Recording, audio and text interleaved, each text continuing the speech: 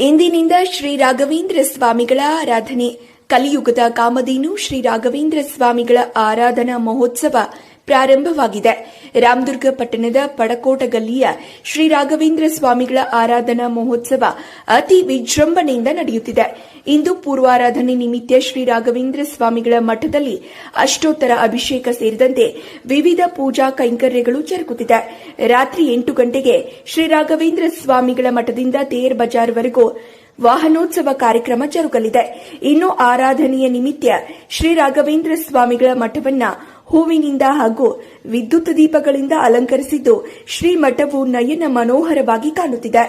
ರಾಮದುರ್ಗದ ಸಮಸ್ತ ಬಾಂಧವರು ಈ ಕಾರ್ಯಕ್ರಮಕ್ಕೆ ಆಗಮಿಸಿ ಶ್ರೀ ರಾಘವೇಂದ್ರ ಸ್ವಾಮಿಗಳ ಕೃಪಾಶೀರ್ವಾದಕ್ಕೆ ಪಾತ್ರರಾಗಬೇಕೆಂದು ಶ್ರೀಮಠದ ಅಧ್ಯಕ್ಷರು ವಿನಂತಿಸಿಕೊಂಡಿದ್ದಾರೆ. ರಾಮದುರ್ಗದ ಪಡಕೋಟೆಯಲ್ಲಿ ರಾಘವೇಂದ್ರ ಮಹಾಸ್ವಾಮಿಗಳ ಮಠದಲ್ಲಿ ರಾಮದುರ್ಗದ ರಾಘವೇಂದ್ರ ಮಠದ ವತಿಯಿಂದ 72ನೇ ವರ್ಷದ ಆರಾಧನಾ ಮಹೋತ್ಸವವನ್ನು ಬರುವ ದಿನಾಂಕ ರವಿವಾರ, ಸೋಮವಾರ, ಮಂಗಳವಾರ 10, 11, 12ರಂದು ಜರುಗಲಿದೆ.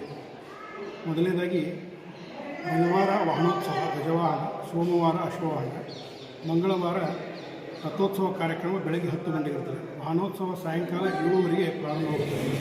ಆದ ಕಾರಣ ಎಲ್ಲ ಸದ್ಭಕ್ತರು ಈ ಕಾರ್ಯಕ್ರಮದಲ್ಲಿ ಭಾಗವಹಿಸಿ ಹನುಮನಲ್ಲಿ ಸಹಾಯ ಮಾಡಿ ಕಾರ್ಯಕ್ರಮಕ್ಕೆ ಹೆಚ್ಚಿನ ಮೆರಗನ್ನು ತಂದು ಕೊಡಬೇಕಂತ ತಮ್ಮಲ್ಲಿ ಕೇಳ್ಕೊಳ್ತಾರೆ.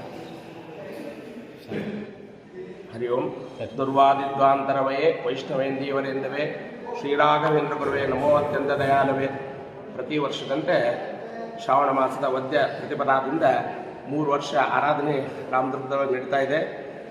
ಕಾರಣ ರಾಘವೇಂದ್ರ ಗುರುಗಳ ಸದ್ಭಕ್ತರು ಎಲ್ಲರೂ ರಾಯರ ಮಠಕ್ಕೆ ಬಂದು ಕಾರ್ಯಕ್ರಮ ಶುಭ ಕೋರ್ಬೇಕಂತೆ, ಕಾರ್ಯಕ್ರಮ ಯಶಸ್ವಿಗೊಳಿಸ್ಬೇಕಂತೇಳಿ ಕೇಳ್ಕೊತೀನಿ.